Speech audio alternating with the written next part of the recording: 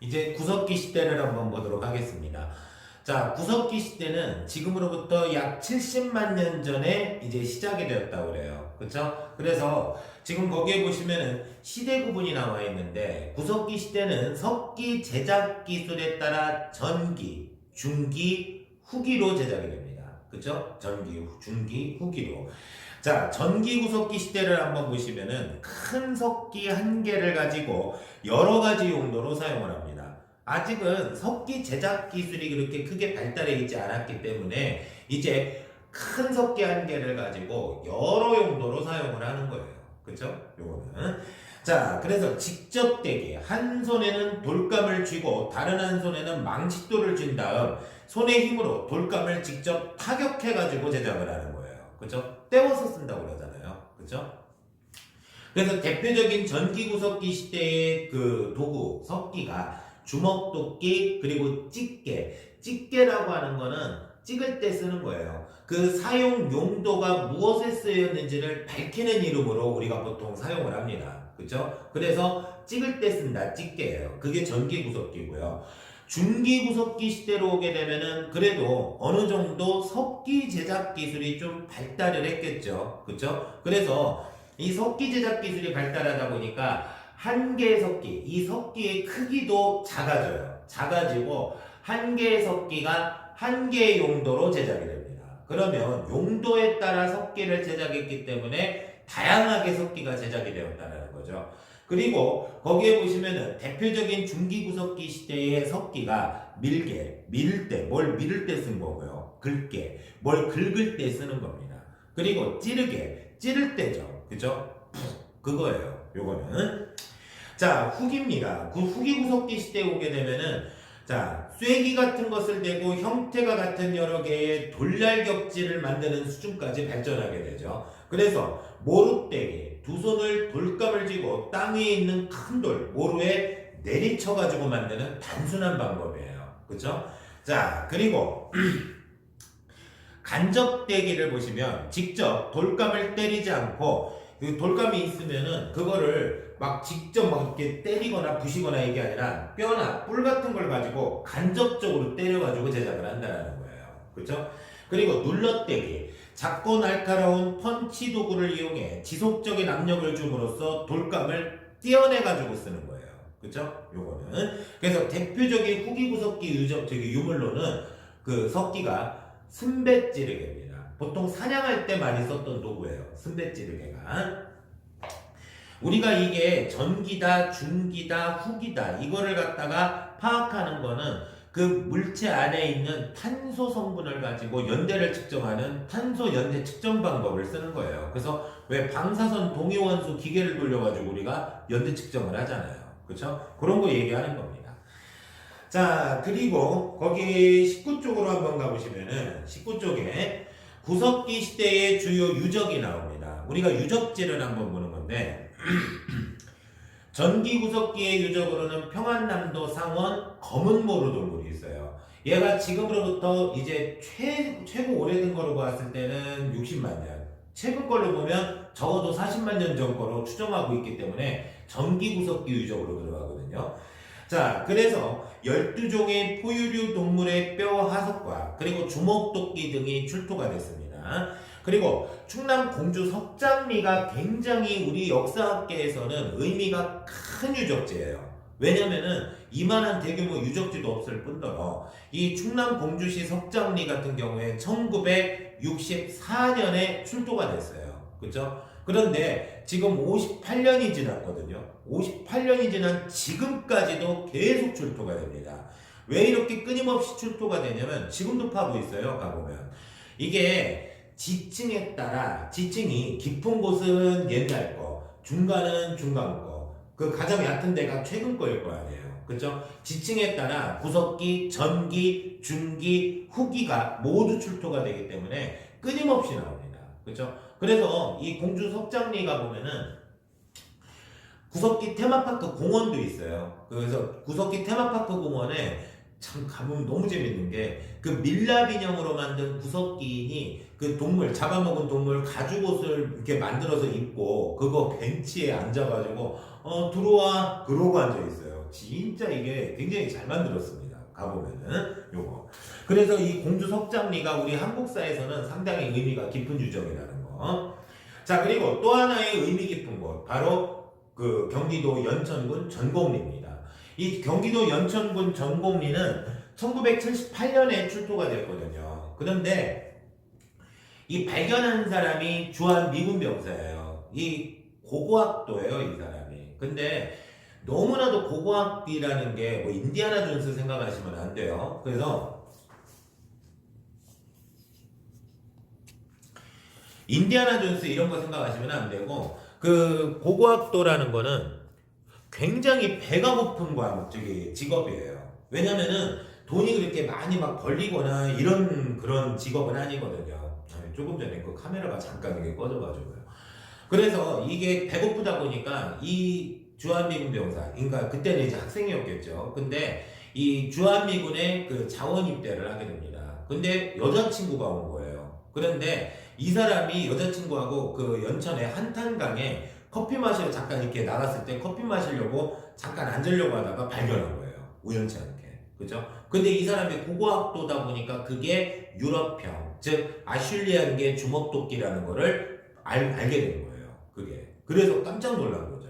근데 당시에 역사학계에서는 그 메비우스 교수라는 사학과 교수가 있어요. 그분이 동아시아에서는 보통은 찌개 문화 위주로 되어 있기 때문에 유럽형의 이 양날형 주먹도끼가 발견될 이유가 없다. 그래서 동아시아에서는 유럽형 아슐리안계 주먹도끼가 출토될 수가 없다라고 얘기를 했었는데 정말 희한한 건 이 동아시아 한중일 세 나라에서는 정말 유럽형 주먹도끼가 아예 출토가 되지 않았던 겁니다. 그간에. 그죠? 그래서 그게 메비우스 교수의 이론이 정설이었었어요. 그죠? 그런데 이 주한미군 병사에 의해 1978년에 그것도 동아시아 최초로 우리 한반도의 경기도 연천군 전곡리에서 유럽형 아슐리안계 주먹도끼가 출토가 되면서 이 메비우스 학설이 드디어 막을 내리게 된 겁니다. 그죠? 이게 굉장히 의미가 큰 거예요. 요거는. 자, 그리고 충청북도 단양의 그 마을 이름이 도담리예요. 도담리 금굴입니다. 우리 학창 시절이었던 90년대까지만 해도 이 구석기 유적 90년대 구석기 시대를 갖다가 50만 년 전으로 배웠거든요. 근데 더 오래된 유물이나 유적이 이렇게 출토가 되잖아요. 연대는 수정이 돼요. 그죠? 근데 우리 구석기 시대를 70만 년 전까지 끌어올렸던 애가 바로 충청북도 단양 도담리 금굴 유적입니다. 얘가 70만 년 전 거예요. 그 말은 얘가 가장 오래된 구석기 유적지라는 거죠. 자, 그리고 중기입니다. 함경북도 웅기군 굴포리죠. 이 함경북도 웅기군 굴포리는 구석기, 신석기, 청동기 유적이 모두 출토가 돼요. 철기 빼고는 다 나왔었어요. 근데 이 구석기 시대 유적층의 최하층에서 매머드 화석이 출토가 된 겁니다. 그 말은 우리 한반도에 매머드가 살고 있었다라는 게 확인이 된 거예요. 그죠? 그래서 의미가 커요, 이것도. 자, 그리고 이 안에서는 박편석기도 출토가 됐습니다. 자, 그리고 충청북도 제천 전말동굴이 있는데 사람의 얼굴을 새긴 코뿔소의 화석이 발견됐죠. 그래서 코뿔소도 살았을 것으로 추정을 하고 있는 거예요. 자, 그리고 강원도 양북은 상무령리가 있습니다. 자, 그래서 여기에서는 까만 돌로 만든 흑요석이 출토가 됐어요. 흑요석이. 근데 이게 흑요석이 양구에서 나온 그 흑요석으로 만든 게 아니에요. 이게 그 다른 지역의 그 흑요석이었었어요. 그러니까 그 먼 지역까지 이제 원거리 교역을 했었다라는 걸 알 수가 있겠죠. 자, 그리고 후기로 가게 되면은 충청북도 청원 두루봉동굴, 지금은 이제 청주로 저기 됐지만은 청원 두루봉동굴에서 어린아이의 유골 2구가 발견이 됩니다. 근데 한 구는 정말 형체를 알아볼 수 없을 만큼 엄청 부패가 심하게 진행이 됐던 거예요. 그쵸? 근데 이쪽 한 구에 있는 아이를 보면은 얘는 너무나도 한 2, 3년 전에 죽은 어린아이의 유골인 것 마냥 너무나도 온전하게 보존이 되는 거예요.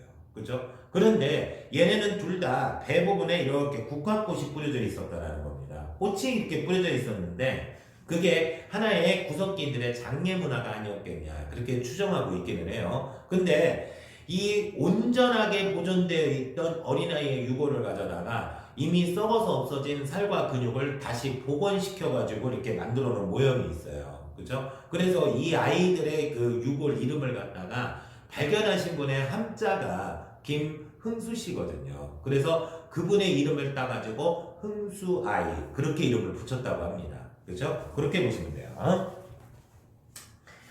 자, 그리고 여기에서 또 그 뼈 조각과 함께 인물상도 발견이 됐습니다. 자, 그리고 거기에 함경북도 종성 동관진 유적입니다. 얘는 발견이 된 게 1933년 우리 일제강점기예요. 일제강점기에 출토가 되는데 고고학이라는 거는 여러분들 근대의 산물이에요. 그렇죠? 근데 일본이 먼저 우리보다 근대로 진입해 들어갔던 나라잖아요. 그렇죠? 그래서 고고학에 우리보다 발전해 있었기 때문에 얘네는 자기네 나라를 갖다가 그렇게 파가지고 구석기 유적을 찾으려 했는데 일본 그 어디에서도 구석기 유적이 나오지를 않은 거예요. 그렇죠? 그래서 설마 하는 마음에 이 식민지 한반도에 설마 구석기 유적이 나올까 싶어가지고 저 함경북도 종성 동관진에 그 철도 건설 현장 인근에 한번 파본 거예요. 그렇죠? 그런데 나온 겁니다. 후기 구석기 유적지였어요. 근데 그게 자존심에 허락이 안 된 거죠. 그래서 이 함경북도 종성 동관진 유적은 한반도 최초로 발견이 되었지만 일제 역사학자들에 의해 부정당합니다. 한동안. 그렇게 보시면 돼요. 참 안타까웠던 유적지입니다.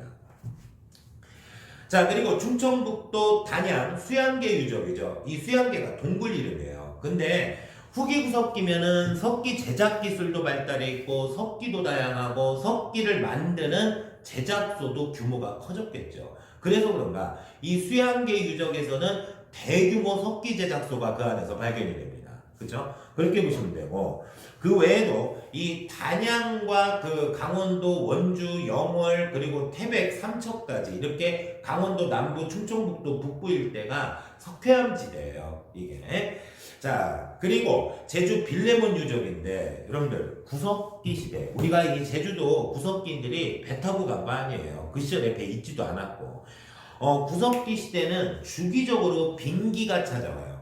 빙기가 찾아와서 정말 엄청나게 추웠었습니다. 그죠?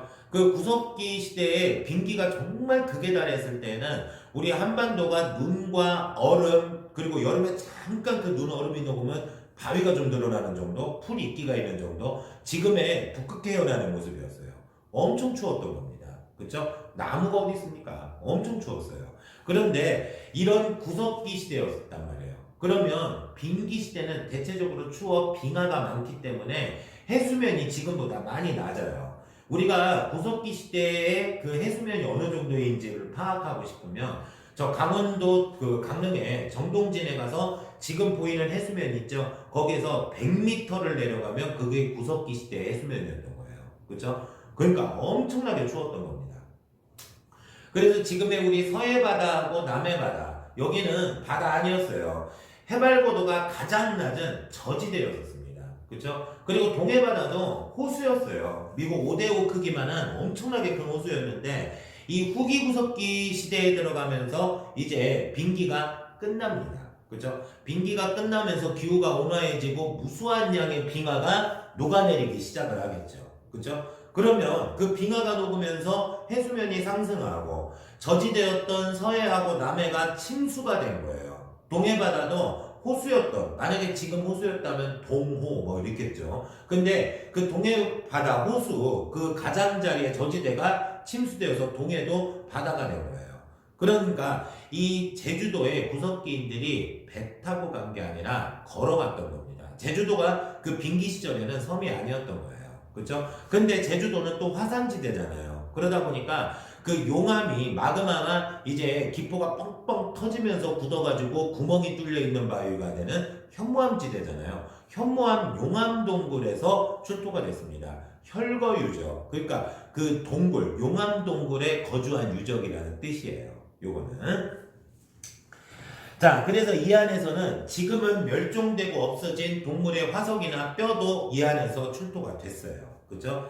자, 우리가 구석기 시대의 생활을 한번 보도록 할게요. 자, 구석기 시대의 도구를 한번 보시면 뭐 주먹도끼, 뭐 밀개, 뭐 긁개 이런 뗀석기죠. 그죠? 후기에 가면은 이제 순배 찌르개 그거고요. 사냥용으로. 그리고 골각기, 저게 뼈도구인데 뼈골자에 새길각자에 도구기자입니다. 잡아먹은 동물 이 대퇴부뼈 같이 큰 뼈 있잖아요. 이런 거를 쓰기 쉽게 돌을 가지고 새겨가지고 이렇게 깎아서 만들었다는 얘기예요. 그죠? 자, 그리고 워낙에 추운 빙기가 주기적으로 찾아오다 보니까 농사 이런 거 몰라요. 그래서 사냥, 즉 수령, 채집, 어로 이게 100% 우리가 살아갈 수 있는 유일한 수단이었던 거예요. 그죠? 자, 그리고 사회를 한번 보시면은 평등사회입니다. 평등사회. 왜냐면은 세계사뿐만 아니라 우리 한국사도 마찬가지예요. 계급이라는 게 나오게 된 거는 청동기 시대에 나온 거예요. 청동기 시대. 그러면 그 앞에 구석기나 신석기 시대는 계급이 없는 평등사회였던 겁니다. 그죠? 그리고 이때 당시에 가족, 즉 혈연 단위의 무리 이동생활입니다. 워낙에 추운 빙기 시절이다 보니까 농사 이런 거 모르잖아요. 그리고 여러분들 동물의 왕국 보시면은 그 수많은 물소 물소들이 그 건기를 피해 가지고 우기를 찾아 물이 있는 지역을 찾아서 악어한테 잡아먹힐 거 뻔히 알면서도 왜 그 마라강 막 건너가는 거 나오잖아요. 그쵸? 그런 것처럼 빙기도 빙하기라는 거, 그 빙하기 안에도 봄, 여름, 가을, 겨울이 있어요. 그죠? 그래서 그 사계절의 변화에 따라 이 동물들, 우리의 유일한 식량자원이잖아요. 걔네가 이동하는 거예요. 그러니까 얘네를 따라서 우리 인간도 이동할 수밖에 없는 겁니다. 그죠? 그렇게 보시면 돼요. 근데 이때 당시에 지도자, 저 휴전선 이북애들이 잘못 쓰고 있는 거예요. 그거는 걔네 맨날 고소 위대하신 우리 우부의 수령 지도자께서 막 이러잖아요. 잘못 쓰는 거예요. 그건 지배자지. 그건 권력자잖아요, 쟤네. 지도자는 역사에서는 지도자라는 개념을 권력이 없는 사람으로 봅니다. 그렇죠? 그래서 이때 당시에 이 무리 가족을 이끄는 지도자는 아무래도 가족들 굶기거나 이러면은 안 되잖아요. 그죠? 될 수 있으면 굶기지 않아야 되기 때문에 연장자나 경험이 많은 자입니다. 그죠? 연장자나 경험이 많은 자. 그리고 이동 생활을 하니까 어차피 떠날 거잖아요. 그죠? 그러니까 내 집다운 집 같은 거 지을 필요 없어요. 그냥 주변에 자연짐을 이용하는 겁니다. 그래서 동굴이나 바위근을 또는 후기구석기 때 가면은 이제 빙기가 끝나서 뭐 나무라든가 이런 게 좀 자라기 시작을 해요. 강가에도 갈대도 있고 그런 거 대충 꺾어다가 그냥 비바람만 좀 피할 수 있게 막 지었다 해서 막집이에요. 그쵸? 강가의 막집 그렇게 보시면 됩니다. 자, 그리고 중석기 시대가 있거든요. 지금으로부터 약 12,000여 년 전인 기원전 만년경이죠. 이게 구석기 시대와 신석기 시대로 넘어가는 중간에 과도기였던 거예요. 그죠? 근데 아까도 말씀드린 대로 후기 구석기 때부터 기후가 온화해진다고 그랬어요. 그렇죠? 그러다 보니까 북극해 연안의 모습이었던 정말 이 얼음, 눈과 얼음으로 뒤덮여 있었던 겨울왕국 이 한반도에 드디어 나무가 자라기 시작을 하고 풀이 자라기 시작을 해요. 그렇죠? 꽃도 피고 그리고 강가에 갈대도 자라요. 이제 그래서 나무라고 해봐야 지금처럼 여러분들 막 그 침엽수, 화렵수가 막 섞여 있는 게 아니라 바늘침자, 그 침엽수, 우리 소나무, 전나무, 가뭄비나무 가봐요. 바늘 이파리 같죠? 그거 추운 데서 자라는 나무거든요. 그러니까 지금의 시베리아 모습을 띠게 된 거예요. 그렇죠? 시베리아 모습. 그래서 그 시베리아의 침엽수, 타이가지대 모습을 띠게 되는 거예요. 자, 그래서 기후가 점차 온화해진 겁니다. 그런데 문제는 한반도에 살던 매머드가 이제 한반도가 매머드가 살아가기에는 너무 더워졌어요. 그렇죠? 그래서 걔네는 죄다 북쪽으로 올라가 버립니다. 그리고 남쪽에서는 작고 날쌘 동물들이 막 올라오기 시작을 해요. 그렇죠? 뭐 여우, 노루, 사슴, 고라니, 멧돼지, 토끼 막 이런 애들이. 그렇죠? 근데 가족 단위의 무리 이동 생활이잖아요. 그러면 온 가족이 매달리면 매머드 한 마리 정도는 잡아요. 그러니까 쉽지는 않지만 그래서 매머드 한 마리만 좀 잡으면 그래도 오랜 기간 동안은 좀 그래도 굶지 않고라도 버텨낼 수가 있었는데 문제는 이 작고 날쌘 짐승들 쫓아가서 잡을 수 있는 애들이 아니에요. 그래서 도구에 변화가 찾아온 겁니다.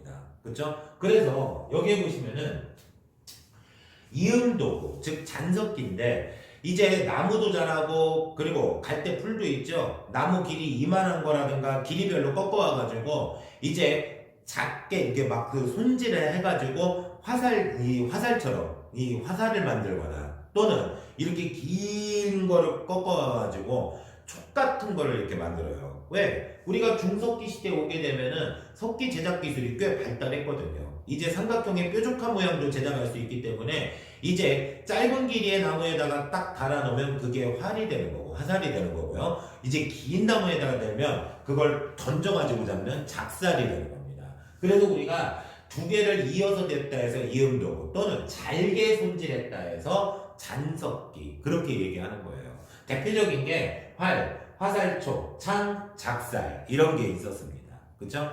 자, 이제 신석기 시대로 들어가 보도록 하겠습니다. 우리가 신석기 시대를 보시면은 지금으로부터 약 만여 년 전인 기원전 8000년경이에요. 이때가. 그리고 주요 도구가 갈아서 쓴 거죠. 뭐 직접 갈아서 쓸 수도 있고 다른 도구로 가지고 와서 갈아서 쓸 수도 있고. 그렇죠? 간석계예요. 그래서 우리가 그 유물유적 그림 보시면은 마치 도마나 다듬이판 같이 생긴 이렇게 갈판 그리고 거기에 곡식 같은 거 이렇게 알갱이 있으면은 요렇게 쭈르륵 뿌려가지고 때려서 껍질을 벗기던가 밀어가지고 껍질을 벗길 때 쓰는 갈돌 그죠? 그런 거 얘기하는 거예요.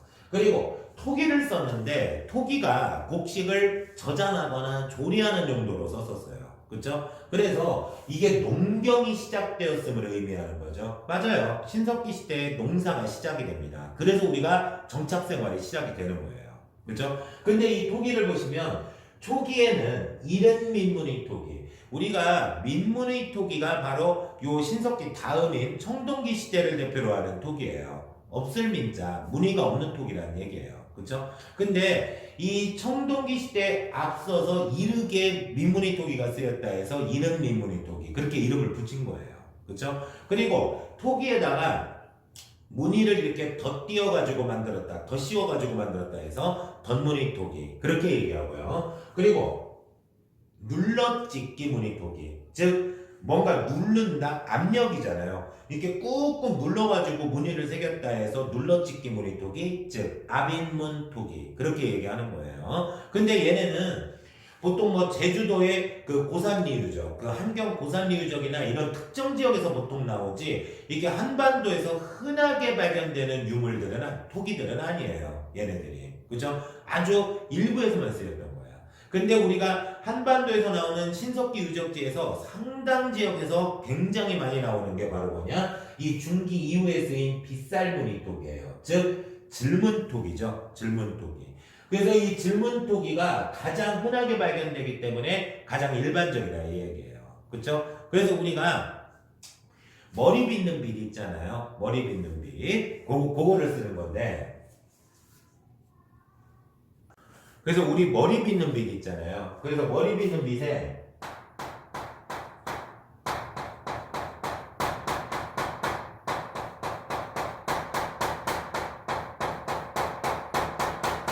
이렇게 빗살무늬가 새겨져 있어서 빗살무늬 토기 그렇게도 얘기하는 겁니다. 요거는 자 그러면 우리가 그 신석기 시대 20쪽에 지금 나와 있어요, 여러분들. 자 그리고 거기 신석기 시대의 주요 유적을 보시면 제주 한경 고산리죠. 우리 학창시절이었던 90년대까지만 해도 기원전 6000년으로 배웠거든요. 근데 지금 이렇게 기원전 8000년으로 거슬러 간 게 바로 이 한경 고산리 얘 때문이에요.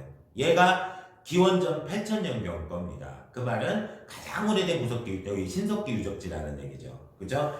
자, 그래서 여기에서 주요 유물을 보시면은 이른 민무늬 토기, 눌러찍기 무늬 토기 등이 출토가 되었고요. 평안남도 남경, 그리고 평양의 남경, 그리고 황해도 봉산 지탐리가 있습니다. 우리가 여기에서 조금 하나 더 보고 들어갈 게 뭐냐면은 지금 이 유적지 때문에 그래요. 자, 경제생활이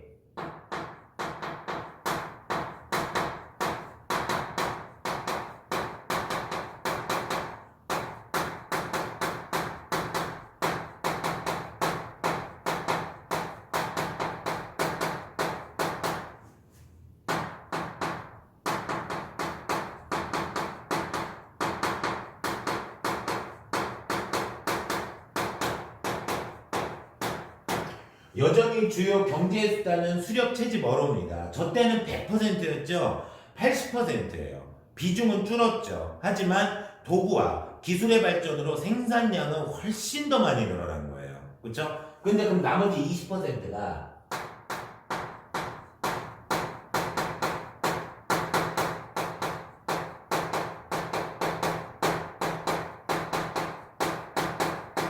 농경과 목축이 시작이 된 거예요. 농경과 목축이. 그렇죠? 그러면 봐봐요. 80%가 아닌 이 20% 농경과 목축이 인간의 삶을 송두리째 바꿔버린 거예요. 왜? 눌러 앉혀놨거든요. 그렇죠? 그러면 이 눌러 앉혀놓다 보니까 그 전에 어떤 건축이라는 게 나오고 건축이 나오면서 그에 따른 파급, 문화적 파급 효과가 엄청 커졌던 거예요. 인류의 삶이 송두리째 바뀌어버립니다.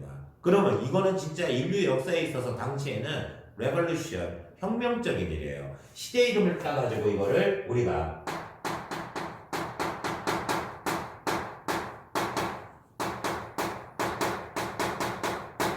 신석기혁명 그렇게 얘기합니다. 그러면 이때 생산했던 바로 이 농경, 곡식이 나오는데 뭐를 재배했냐 이거예요. 그쵸? 그러면 이 농경에서 주로 재배했던 게 지금 우리 주식인 쌀이 아니에요. 물론 현재 그 한반도에서 신석기 때 쌀을 재배했던 유적지가 나왔다 했는데 아직 역사학계에서는 크게 반영이 되지를 못했어요. 근데 주로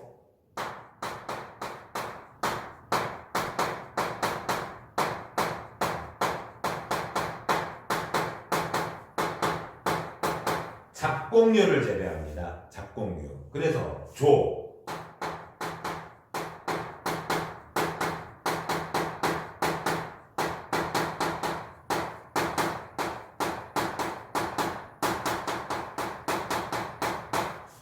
우리가 좁쌀이라고 얘기하면은 그 쌀 들어갔다고 그래가지고 쌀 아니에요. 조의 또 다른 이름인 거지. 그쵸? 그래서 조, 피, 기장, 수수 이런 거를 주로 재배했던 겁니다. 근데 여기에서 우리가 좀 체크할 게 뭐가 있냐면은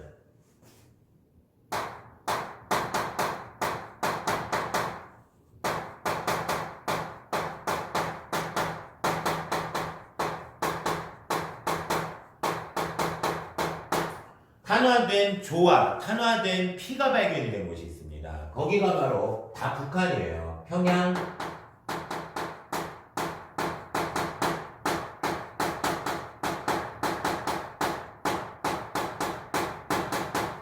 남경유적입니다. 평양 남경유적. 그리고 황해도.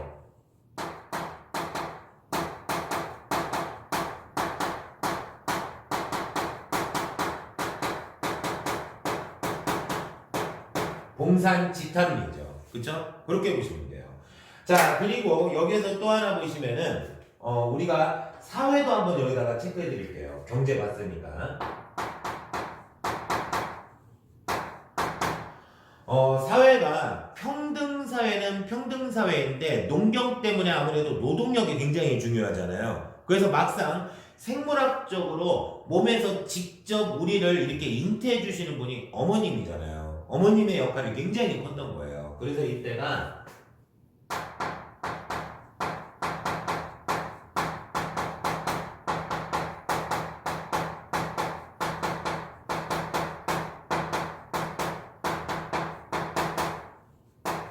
모계 중심의 평등사회였고요. 그리고 얘네 마을을 이루고 살아가거든요. 정착을 하는 게. 그래서 대체적으로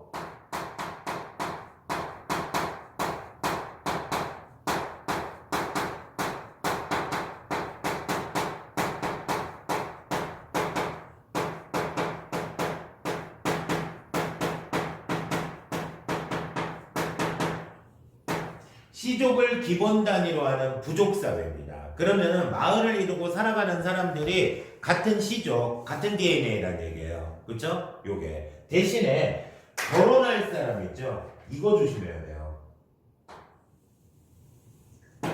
결혼할 사람은 같은 시족끼리 결혼하네요. 다른 부족에서 내려오는 거예요. 그러면 족 내혼이 아니라 족 외혼인 거죠. 이걸로 인해서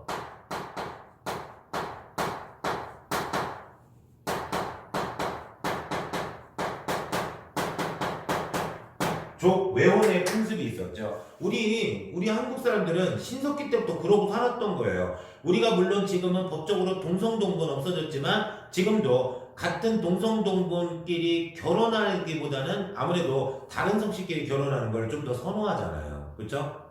나만 그런가? 그렇죠. 자, 그렇게 보시면 됩니다.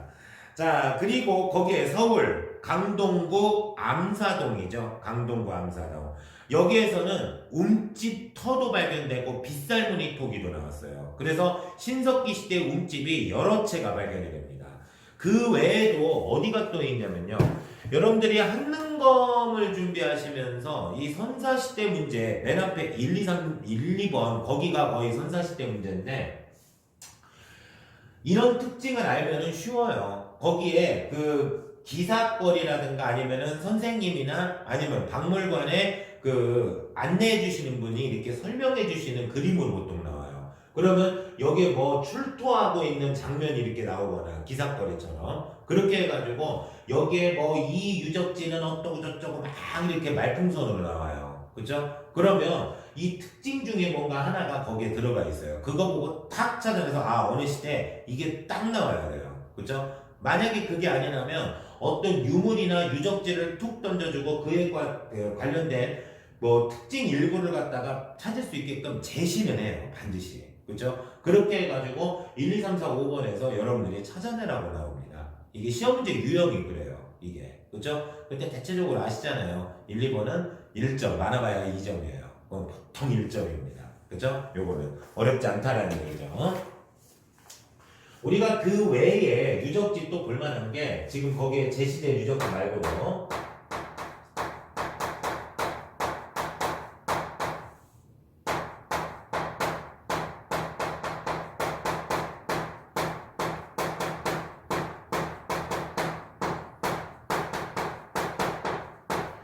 강원도 양양 오산리입니다. 강원도 양양 오산리. 그죠? 그리고 또 어디냐면은 부산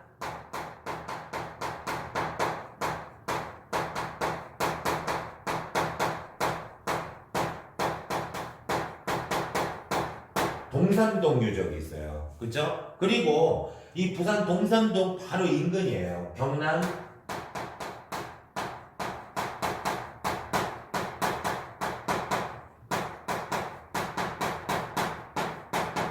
김해시 수가리라는 마을이 있어요. 그리고 경기도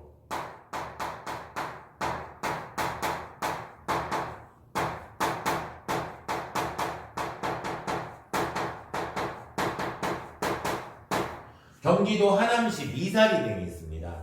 왜 이 유적을 조금 더 보려고 하는 거냐면은 봐봐요. 이제는 눌러 앉아 살고요. 거기에 농경하고 관련이 돼 있잖아요. 그러면 아무래도 물이 중요하단 말이죠. 그래서 주거 형태가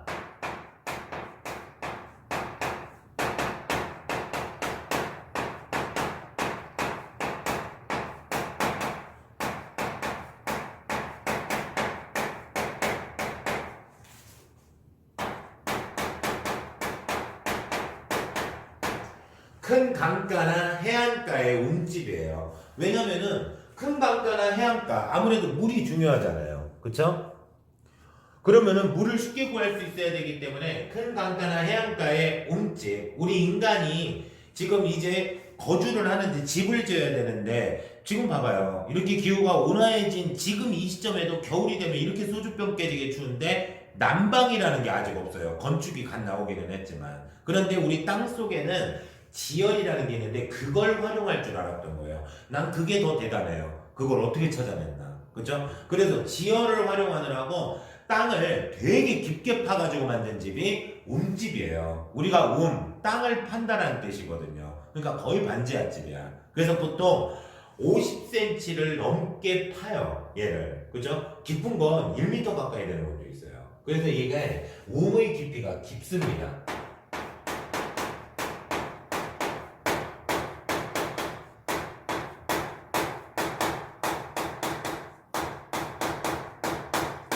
그런데 여러분들이 이제 나중에 청동기 시대에서도 배우겠지만 청동기도 움집, 신석기도 움집이에요. 그렇죠? 그러면 이 신석기 시대의 움집의 특징을 보시면은 규모의 크기로 보았을 때는 여기에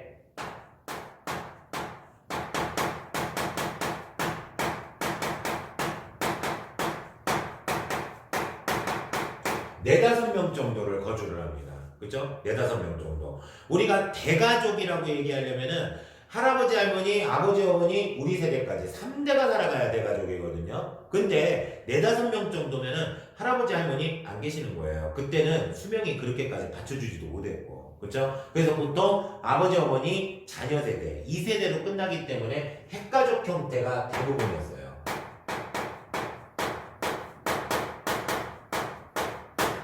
자, 그리고 특징이 또 하나 뭐냐. 집터를 보잖아요. 한가운데에 바로 불을 때우던 화덕이 위치해 있어요.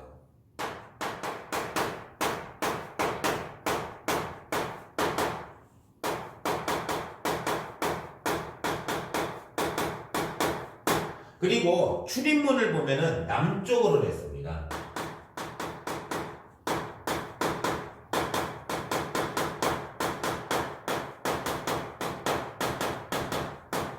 왜? 여러분들 남쪽으로 낸 이유가 있어요. 왜 그러냐면 태양의 남중고도 가장 높이 떠 있을 때가 점심 무렵이잖아요. 그러면 남쪽으로 내 있다 보니까 그 햇빛이 출입문을 통해서 그 어두운 반지하집으로 쭉 들어오면서 환하게 채광이 되는 거예요. 그렇죠? 그리고 그 햇빛이 들어와 채광이 되는 순간에 얘는 또 달궈지죠. 난방도 어느 정도 됩니다. 굉장히 똑똑했던 거예요. 그리고 우리가 저 빗살무늬 톡이 있잖아요.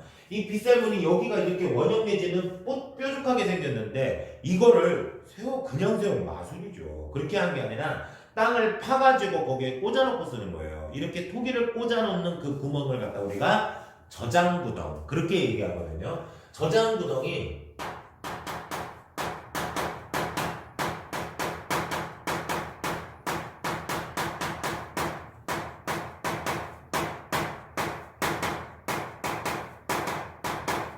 실내에 배치되어 있습니다. 바로 옆에 있거나 바로 등 돌리면 출입문 들어오는 쪽에 바로 옆에 저장 구덩이 있어서 톡이 꽂아놓고 바로 뭐 필요한 거 덜어서 썼다가 다시 꽂아놓고 이렇게까지 해놨던 거예요. 그렇죠? 그리고 집터 모양은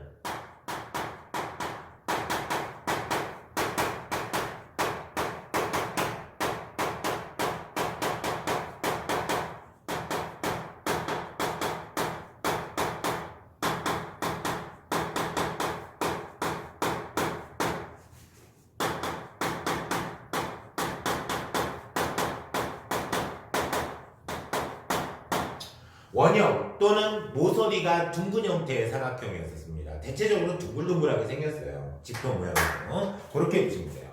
자, 그리고 이 신석기 시대에 오게 되면은 또 하나 원시적 수공업이 출현하거든요.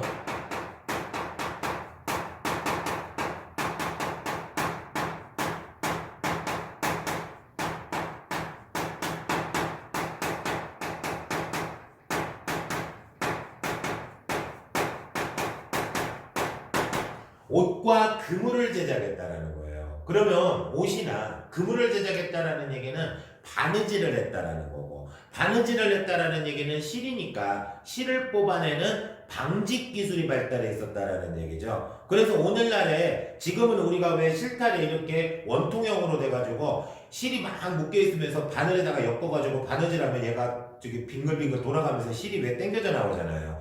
그런 뭐예요? 실 뽑아 나오는 실타래 역할을 하는 그게 바로 가락바퀴였던 겁니다.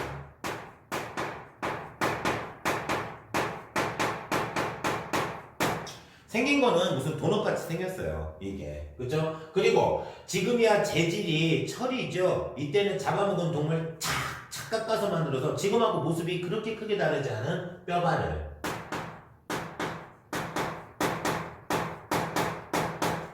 이거를 했다라는 거예요. 그리고 우리가 진짜 이게 religion 영어로 바로 신앙이구나 할 정도의 신앙이 드디어 나오는 거예요. 그래서 이때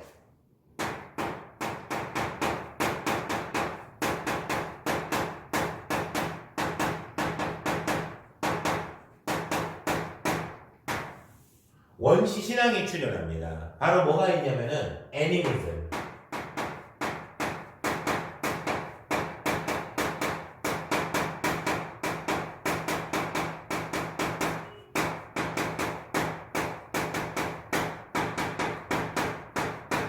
이게 만물 정령신앙. 여러분들 만물 세상에 존재하는 모든 것들 뭐 유생물이든 무생물이든 정령 다 영혼이 들어가 있다 이 얘기예요. 그쵸? 요거는 그리고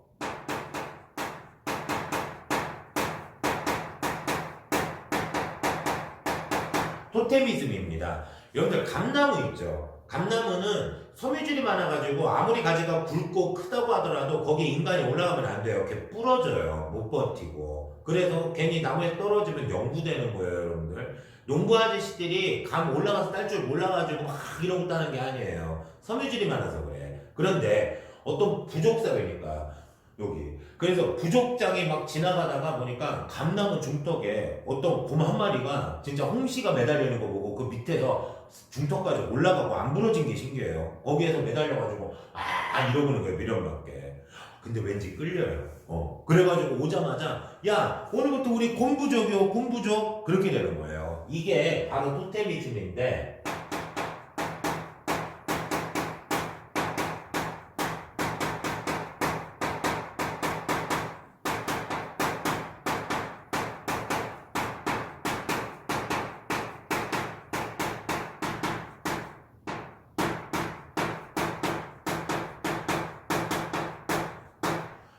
특정 동식물을 숭배하는 겁니다. 그래서 자기 부족과 연결하는 거예요. 야, 오늘부터 곰 부족이야. 그래서 우리가 왜 단군 신화에도 곰, 호랑이 나오죠? 진짜 그게 생각해봐요. 애니멀, 곰하고 호랑이 가서 제 사람 좀 만들어줘요. 이렇게 했겠냐고요. 그게 아니라 단군 부족이 있잖아요. 단군 부족이 있으면 곰 부족, 호랑이 부족 그 얘기예요. 그 토테미즘 얘기하는 겁니다. 그리고 우리가 샤머니즘이라는 게 있죠.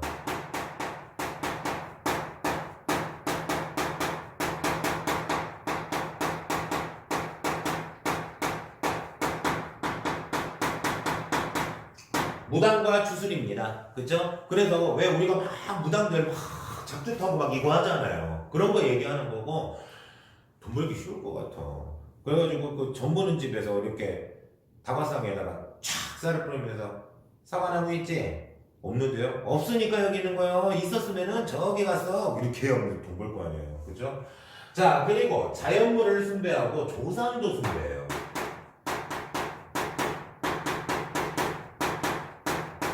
그래서 조상님은 이미 돌아가시고 안 계시지만 육신은 안 계시지만 영혼이 남아서 우리 가족들을 지켜준다라는 믿음이 있는 겁니다. 그래서 조상님을 위해서 뭘 떠놓기도 하고 또는 우리가 왜 거기에서 유래된 거예요. 이것도 명절 같은 때 차례를 지내면 아버님 세대들 이렇게 절을 하실 때 할아버지 돌아가신 할아버지 차례를 지내는데 옆에서 할머니가 아이고 제 막둥이에 장가도 가야 되는데 제 지난주에 직장에서 잘렸다는데 거기서 뭐 좀 해봐요 좀. 그거 간지 얼마 안 돼가지고 영발 안 받아요. 막 그러는 거 있잖아요. 그 막 산 사람한테 방언 터지듯이 얘기하는 거. 그런 것도 여기서 다 비롯된 거예요.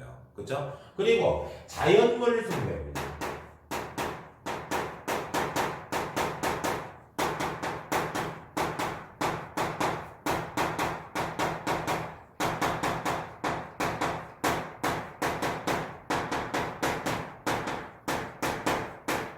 물과 태양을 숭배하거든요. 근데 여기서 태양 숭배를 하나 조금 보고 들어갈 게 있는 게 신석기 유적지에서 신석기인들의 인골, 뼈가 이렇게 발견이 되는데 거의 대부분이 동쪽으로 머리가 이렇게 눕혀져서 내장이 돼 있더라 이 얘기예요. 그렇죠? 근데 우리가 동쪽이라 얘기하는 거는 우리한테는 태양이 떠오르는 지역이니까 태양을 상징하잖아요. 그러니까 죽어서도 태양을 숭배한다라는 겁니다. 그래서 우리가 동쪽이라고 하는 동력동자에 누울 침, 침대 그러잖아요. 그렇죠? 그래서 동쪽으로 머리를 눕혀서 시신을 매장하는 그 장례 문화를 동침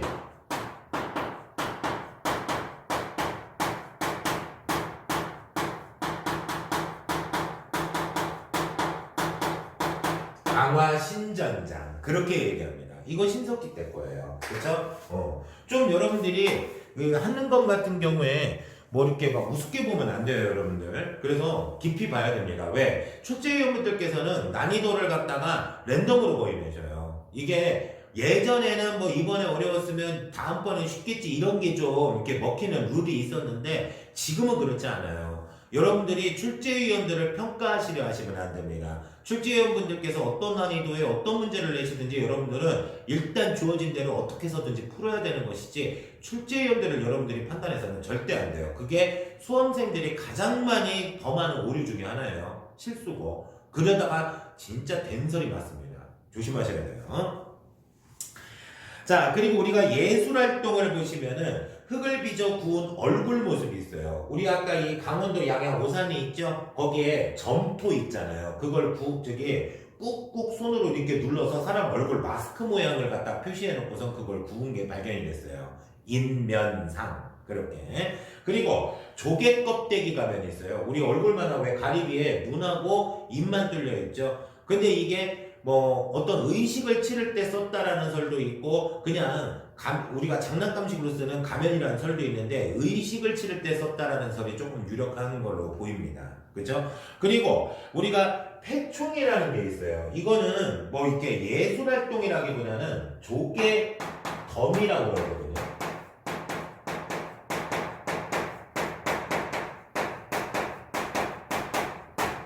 우리가 왜 어패류 그러잖아요. 물고기 어자에 조개 패자예요. 무덤 총자. 그러니까 신석기인들이 잡아먹고 난 그 조개 껍데기 있죠? 그게 지층에서 거의 화석처럼 발견이 된 거예요. 그게 패총입니다. 요거는. 근데 이게 신석기 유적지에서 나와요. 부산 동삼동 유적에도 있고 김해 수가리뿐만 아니라 그 김해, 통영, 그리고 사천, 그 남해안 일대에서도 조개더미 패총 나오고요. 우리 여기 충남 서산 당진이라든가 태안 쪽에서도 발견이 됩니다. 요거는.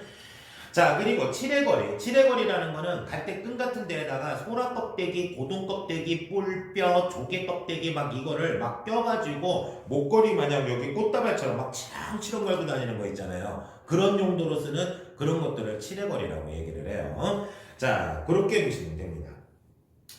그리고 여러분들이 한능검 준비하실 때 지금 우리 여기 18쪽, 19쪽, 20쪽에 지금 뭐 클릭해가지고 나와 있는 그 유물 그림들 있잖아요. 절대 이거 우습게 보시고 넘어가시면 안 돼요. 이런 그림들이 여러분들 시험 문제에 그게 출제가 같이 돼요. 그래서 그걸 보고 아 이게 어느 시대다 이거 판단 해야 되거든요. 안 그러면은 문제를 못 풀 가능성도 덜어 있어요. 그래서 생각보다 50문제 중에 그림 문제가 상당히 많습니다. 그래서 여러분들이 이런 유물 그림 또 뒤에 가면은 뭐 사료 박스글 같은 거라든가 그런 거 절대 무시해서는 안 돼요. 제일 좋은 방법 하나 알려드릴까요, 여러분들? 나중에 사료가 많이 나올 텐데 밤에 잠 안 오죠?